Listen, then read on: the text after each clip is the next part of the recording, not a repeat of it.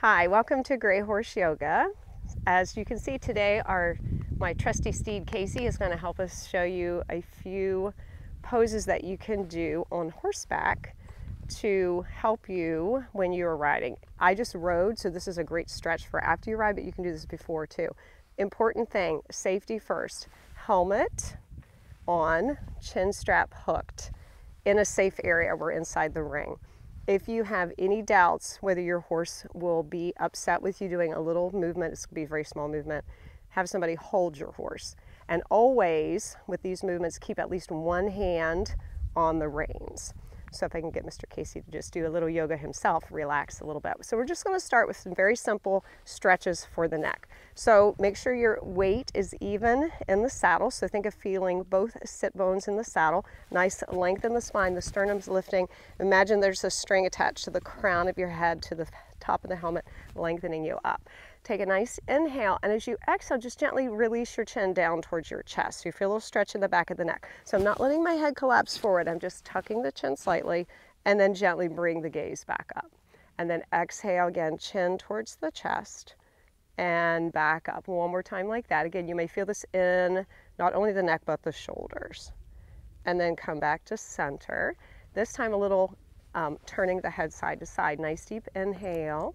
As you exhale, gently turn the head to the right, just looking comfortably over the right shoulder. And then inhale back to center. And then exhale, turn your head to the left and back to center. So do that a couple more times. And this is a movement that you can do while you're walking. You know, if you're walking, warming up, you can just take these little movements side to side. And then coming back to center, one more just for the neck. And of course for the shoulders. Nice deep inhale, exhale, lift the left ear, release towards the left shoulder, feel the stretch on the right side of the neck. Maybe a couple breaths here. You can let this arm drop down on the same side that you're getting the stretch on the neck. Think of heavy shoulder. And then come back to center, and again switching the hands on the reins. Let that right hand come down, or left hand opposite side, whichever side you didn't do, and letting that ear release towards that shoulder. And then back to center.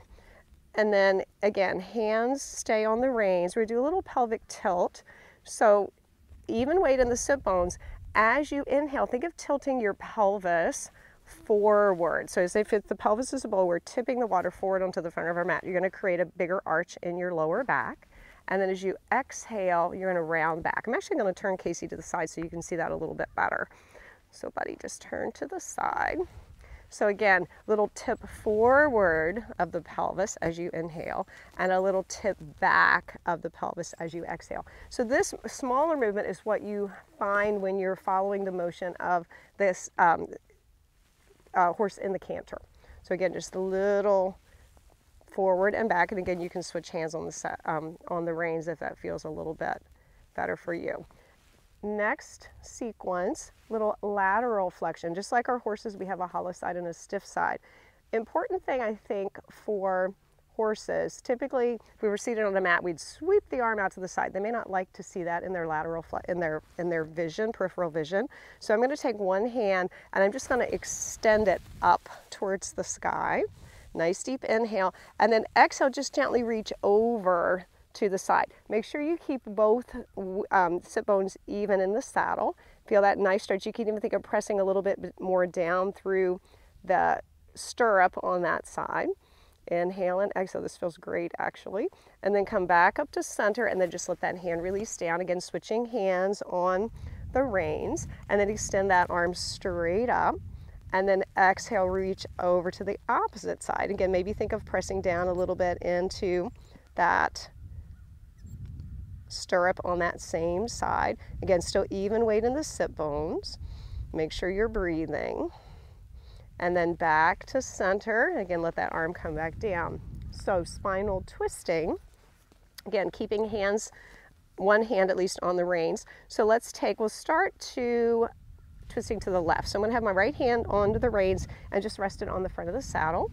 And then bringing the opposite hand to the back of the saddle. Inhale, lift and lengthen up, and then exhale and gently revolve to the left. So think of the collarbones being wide, feel the energy going right up through the crown of the head.